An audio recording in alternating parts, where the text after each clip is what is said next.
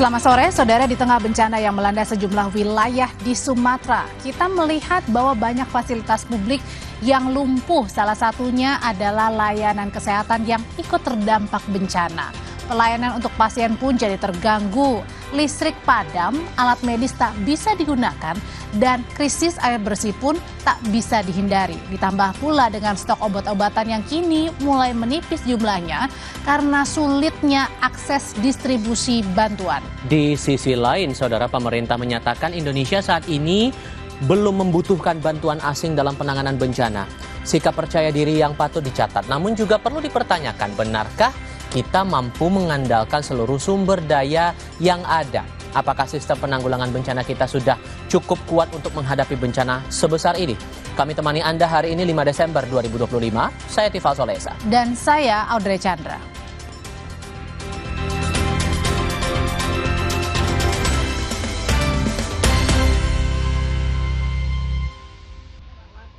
Yang sangat dibutuhkan warga.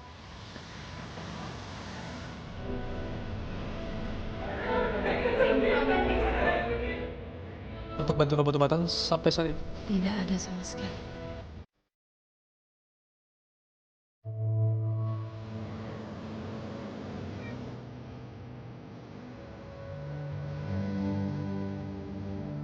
Banyak titik yang belum bisa dilalui. Kami melakukan jalan kaki dengan membawa 2 bayi.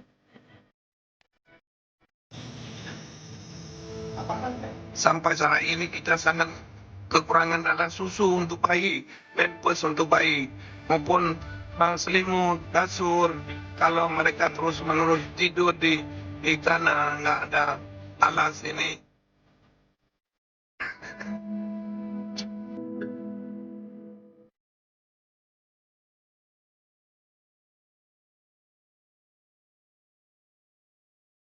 Pertama kami bawa Anda ke Aceh. Banjir bandang yang melanda Kabupaten Aceh Utara menyebabkan ratusan rumah rusak di Desa Kuala Cangkol, Kecamatan Lapang, Aceh Utara. Akibatnya lebih dari 2.000 warga terpaksa mengungsi di pinggir pantai desa setempat dengan tenda yang tidak layak. Itu dia, rumah warga di desa pesisir hancur dihantam banjir bandang dan sudah lebih dari sepekan warga bertahan dengan kondisi serba kekurangan. Dengan tenda yang dibuat menggunakan terpal secara mandiri, warga bermalam tanpa bantuan perlengkapan tidur yang memadai. Warga kini sangat membutuhkan air bersih dan obat-obatan karena pengungsi mulai terserang penyakit. Untuk kehidupan sehari-hari ini makan dari mana nih, Kak? Dari bantuan yang ada di sini juga. Ada yang di sini ya? Dari yang sembako lah, beras, kebutuhan buat makan sehari-hari ya kan. Buat anak-anak ya, yang kecil-kecil masih bayi ya, pampers kayak gitu ya. Sebagian wilayah Kecamatan Tanjung Pura, Kabupaten Langkat, Sumatera Utara masih terendam banjir. Namun ketinggian air banjir perlahan sudah mulai surut. Sebagian warga korban banjir masih mengungsi dan tinggal di sejumlah posko yang dibuat pemerintah juga warga. Warga masih membutuhkan bahan makanan pokok, obat-obatan, dan air bersih.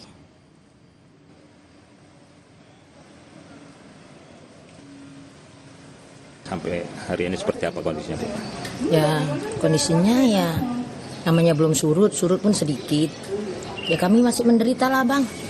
Kepingin memang pulang ke rumah, tapi SMP 2 kan tinggi. Sepinggang masihan. Nah, untuk bantuan sampai sejauh ini seperti apa, Bu? Kalau nggak dijemput nggak datang, Bang. Kami harus menjemput ke sana, antri sampai maghrib. Itu yang mau ke sana. Awak kan ada usaha sedikit-sedikit, itu aja lah awak harapkan. Dari Sumatera Barat, kebutuhan air bersih untuk korban banjir di Agam mulai terpenuhi dengan fasilitas sumber air dari Polda setempat. Kehadiran sarana ini membantu warga untuk kebutuhan sanitasi dan air minum.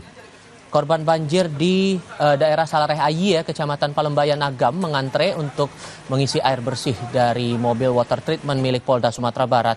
Mobil fasilitas air ini bisa berpindah-pindah ke sejumlah lokasi terdampak banjir. Anggota Polda Sumbar mengungkap fasilitas ini bisa menyuling air hujan dan air laut menjadi air bersih. Dalam 1 jam, mobil water treatment ini mampu menyediakan 1.500 liter air minum.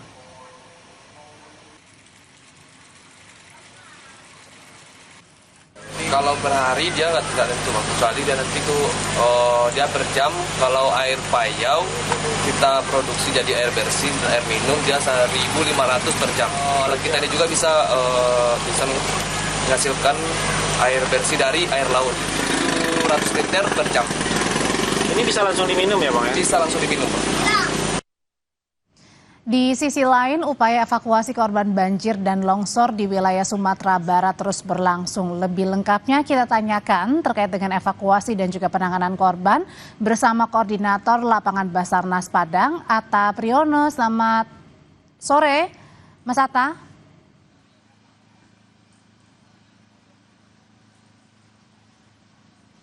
Ya, selamat sore Mas Atta. Kita akan coba menghubungi lagi bersama dengan Koordinator Lapangan Basarnas Padang untuk memantau bagaimana sebenarnya saat ini upaya evakuasi, upaya pencarian korban banjir dan longsor di wilayah Sumatera Barat yang hingga kini sudah memasuki hari ke-10 masih terus berlangsung, dan harapannya tentu keluarga menanti begitu ya ketika ada sanak saudaranya yang masih juga belum ditemukan, dengan berharap sangat besar secepat mungkin keluarganya dapat ditemukan oleh tim gabungan. Kita akan coba kembali menghubungi Koordinator Lapangan Basarnas Padang, ada Atta Priyono, tetapi saat ini memang mungkin terkendala koneksi, memang karena kendala koneksi ini atau kendala komunikasi menjadi salah satu faktor terbesar juga akibat dari bencana banjir bandang dan juga longsor yang menimpa Aceh dan juga Sumatera. Tak hanya itu, juga listrik juga kemudian masih sulit untuk dijumpai. Kita akan coba menghubungi kembali dengan Koordinator Lapangan Basarnas Padang, Atta Priyono. Selamat sore, Mas Atta. Oke, selamat sore Mbak. Selamat sore. Ya, jaringannya kini sudah baik. Oke, Mas Atta, jadi kalau untuk sekarang di hari ke-10 sudah berapa korban yang ditemukan, berapa lagi yang masih hilang? Oke, baik. Untuk korban yang sudah terdata yang kami temukan berjumlah 111 orang. 111 orang ini kondisinya? Meninggal dunia? Meninggal dunia. Oke. Ya, meninggal dunia. Oke, 111 orang itu di mana saja ditemukannya? Apakah di satu titik pusat atau kemudian berbeda-beda penemuan korban ini, Mas Atta? Untuk penemuan korban tentunya berbeda-beda karena area yang terdampak paling tidak di sini ada 3 nagari.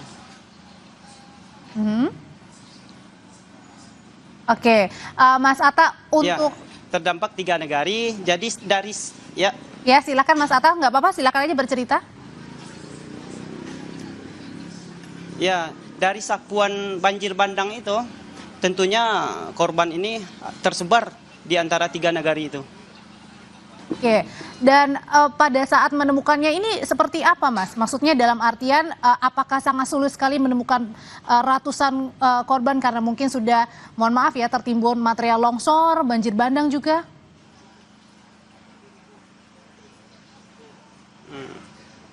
Untuk sampai saat ini, untuk korban yang ditemukan itu intinya itu masih bisa kita cari secara manual atau secara visual dapat kita temukan dengan penglihatan dan penyisiran secara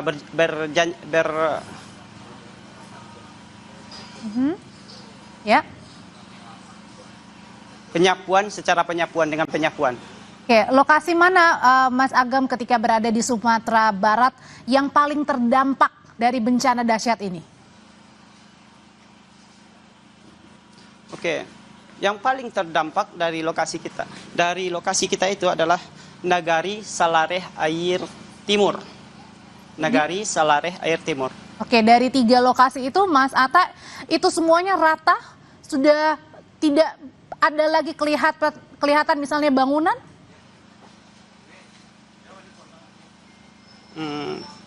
Di Nagari Salareh Air Timur itu pada umumnya semua rumah tersapu, hanya beberapa puing saja yang tinggal.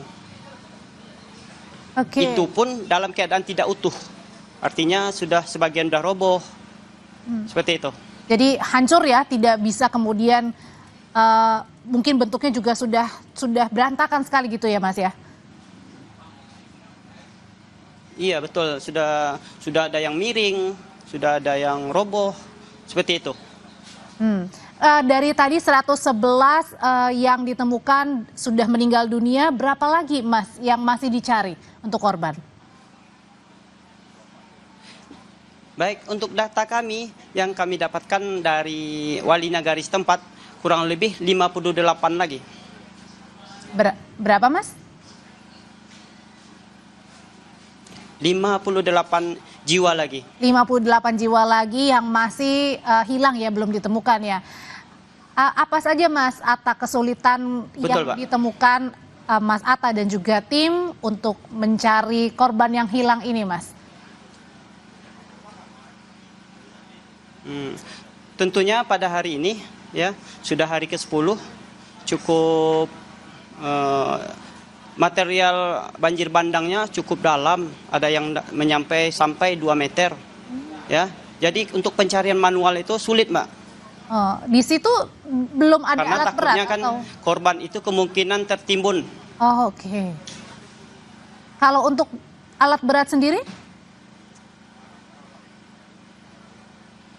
Untuk saat ini belum kami dapatkan untuk khusus pencarian ya Mbak ya.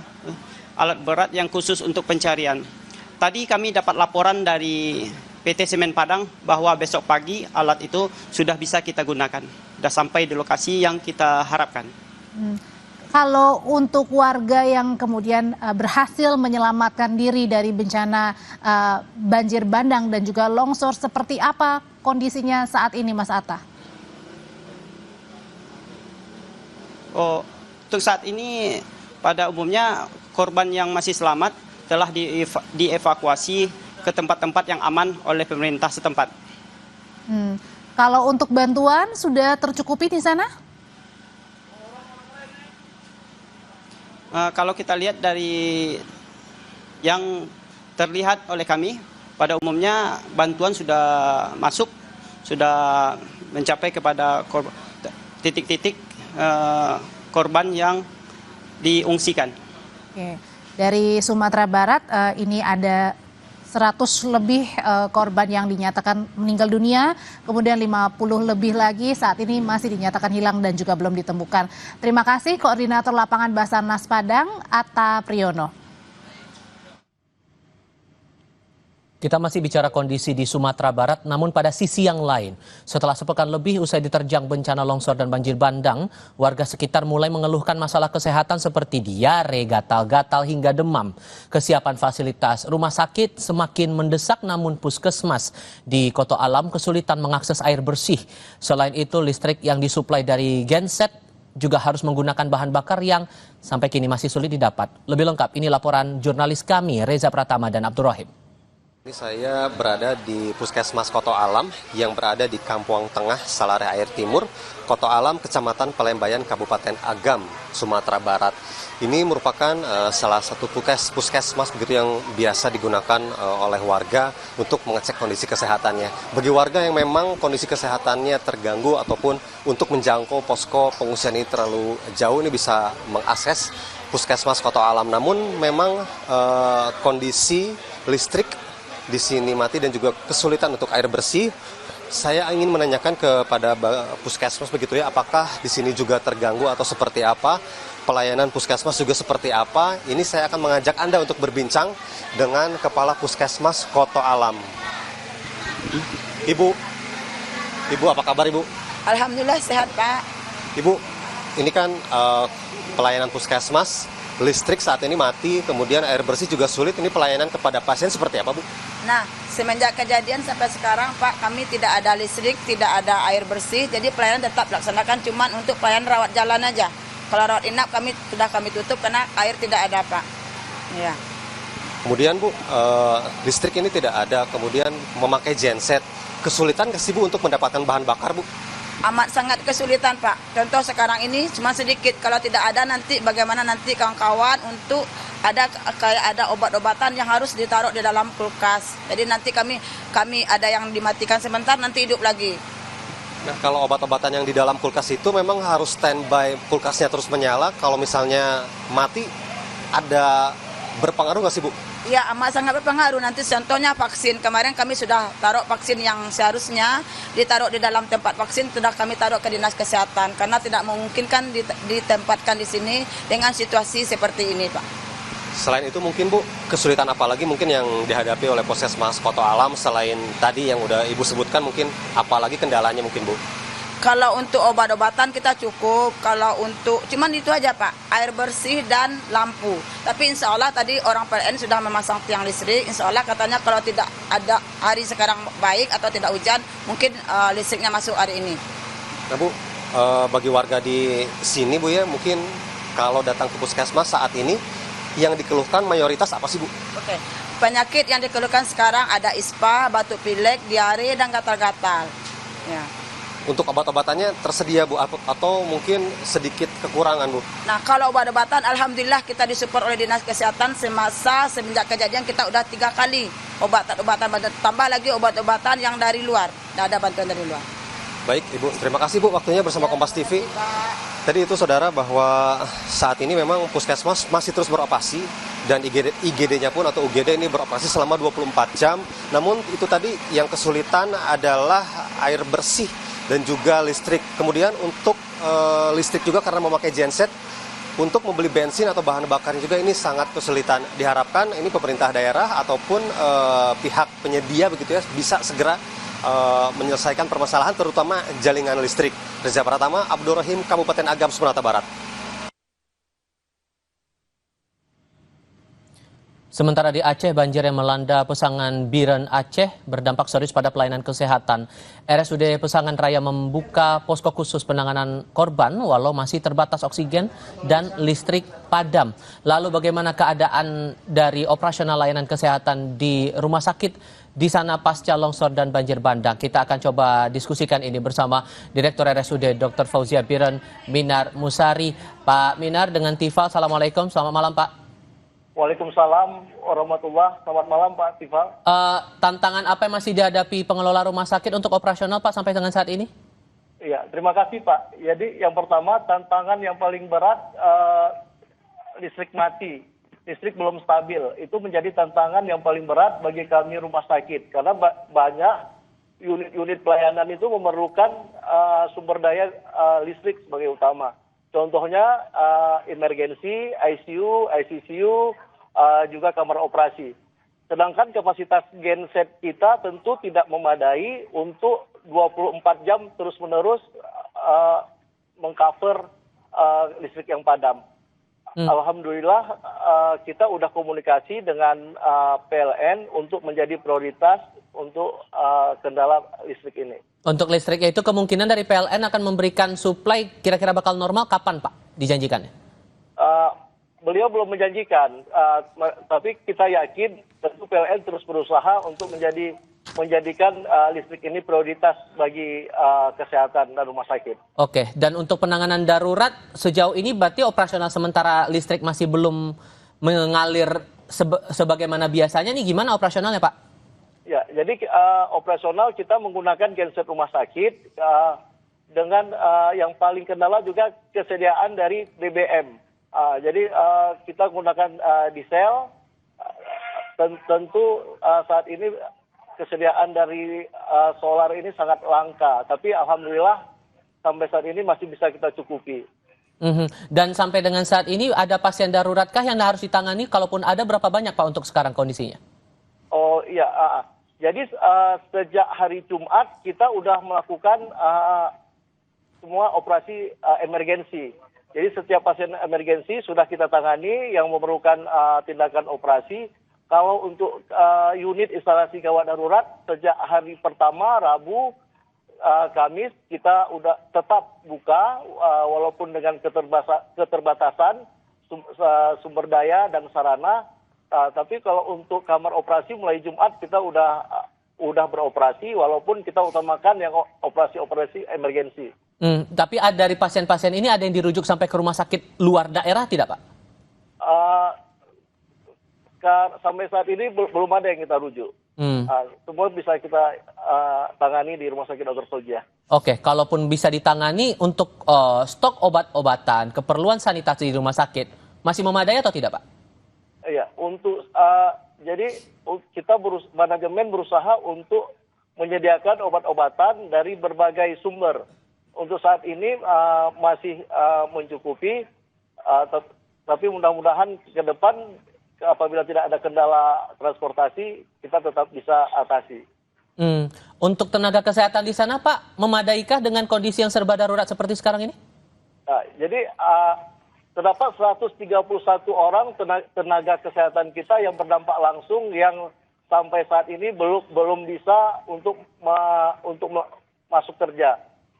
Tapi untuk pelayanan kita berusaha menutupi dari tenaga-tenaga kesehatan yang bisa hadir. Jadi mengakali operasional untuk tenaga medisnya ini bakal gimana, Pak?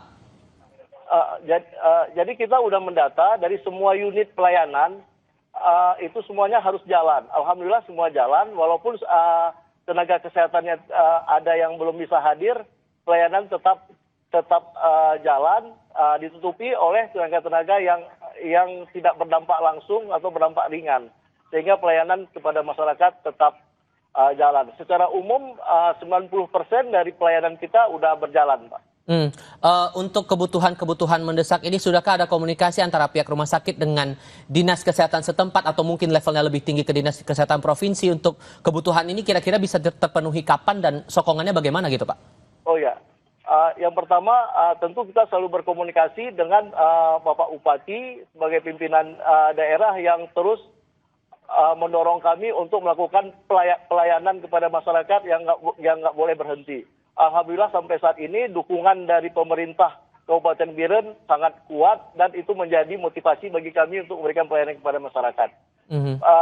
Dari Dinas Kesehatan Provinsi kita terus berkomunikasi untuk dapat mensupport obat-obatan dan PMHP barang medis yang kita perlukan. Tapi saat ini mungkin belum, tapi mudah-mudahan dalam waktu dekat itu akan terrealisasi. Semoga Anda dan teman-teman dari rumah sakit juga dalam keadaan sehat seluruhnya untuk melayani para pasien ini. Terima kasih banyak, Pak, sudah mau berbagi informasi bersama kami kali ini. Assalamualaikum, selamat malam, Pak.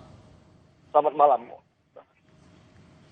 Tetap bersama kami di Sapa Indonesia Malam. Usai jeda kami kembali dengan informasi. Namun sebelumnya kita ke informasi dari Wakil Menteri Kesehatan Benyamin Paulus Octavianus menyebut banyak layanan kesehatan yang lumpuh karena baik dokter, perawat, dan tenaga kesehatan lainnya ikut jadi korban bencana longsor dan banjir. Namun Kementerian Kesehatan telah membentuk posko utama di setiap kota besar seperti Banda Aceh, Medan, dan Padang untuk berkoordinasi dengan daerah lain yang terdampak dalam memberikan bantuan secara cepat. Kementerian Kesehatan juga memastikan terus berupaya memberikan pelayanan maksimal kepada pasien yang dirawat. Jadi apa saja yang kita bisa lakukan secara cepat misalnya adalah perbaikan kepada apa saja alat-alat yang rusak, alat habis pakai tahu ya, alat habis pakai. Lalu saya di sini mereka karena semua lampu mati dibutuhkan oksigen konsentrat. Maka kemarin dari Halim sudah dikirim ke Kapolri Jenderal Listio Sigit Prabowo menjamin pengusutan temuan kayu gelondongan di banjir Sumatera. Tetapi sejauh mana investigasi ini bisa menyeret pihak-pihak yang bertanggung jawab ke muka hukum? Lengkapnya sebentar lagi.